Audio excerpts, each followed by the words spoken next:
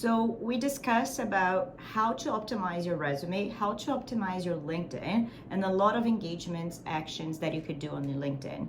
Now let's talk about cover letter. So we were just talking previously how, some companies still ask for it and some companies really don't. Some recruiters care about it, some recruiters don't.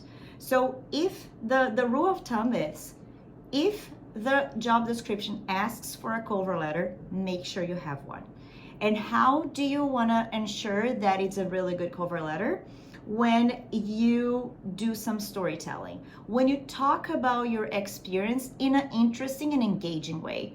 So here, it's where we add a little bit of the marketing and a little bit of the branding, because we want to hook the person right at the beginning. Remember, as we were saying, everything that is really important should be at the top, should be right at the beginning, so you can really catch people's attention. So how are you gonna do this storytelling? You're gonna try and connect something about you with that company. And I know that's gonna require some time for you to do some research on the company, or even about the hiring manager or the recruiter who's gonna read your resume and who's gonna read your cover letter. So here, try and go beyond of, the company values and, the culture. Try and find something on the internet, or if you know somebody inside of the company, try and get some inside information, because here's where you can really connect and differentiate yourself from others.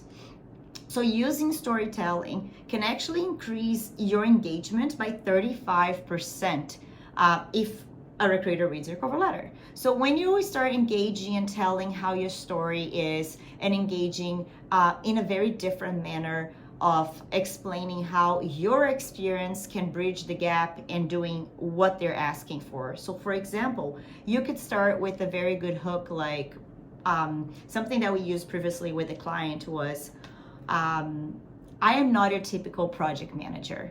I am the manager, like he was an engineer, but he's a very people person and human person, right? So it said, I'm not a typical project manager. You might think that I'm a typical engineer, project management, task-based. Well, beyond that, I'm also the most human engineer that you probably met. Something like that, something along those lines. So again, you show a little bit of a personality, but also you show how you differentiate yourself from others. So they're like, here we're saying right out of the bat that even though he has all the skills that a project manager has, he also has something different, which is the human side, the human part, which, a lot of people, when they think about engineers, they think about like the very methodical and, structured person.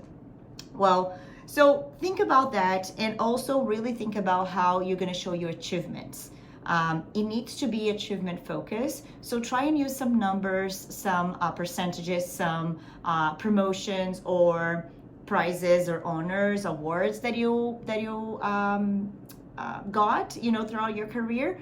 That's really important. And it's kind of like, it shows as a social proof of how you really did well, right? You can also show examples in your cover letter. You can say, at this particular project with this company, I had the opportunity to do exactly what you ask in your job description, which is blah, blah, blah, blah, blah.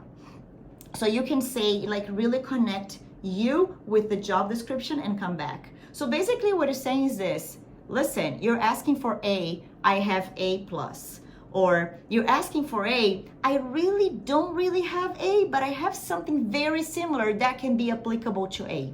So again, cover letters might be either to really highlight and showcase what you really have good and differentiate yourself, or to bridge the gap that you have, in regards to the job description. So think of the cover letter as your best friend to tell something that it's not really seen or perceived right off the bat in the resume. So it's kind of like a complement of the cover, or of the resume, sorry.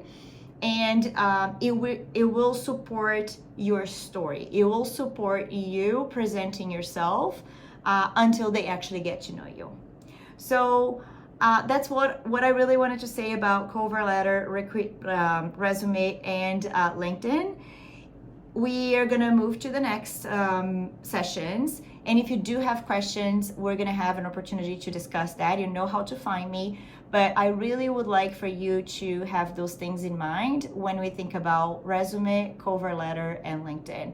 They are different, they complement each other, they work really well with each other, and there are specific moments in time and specific moments where you're gonna use it and how you're gonna use it.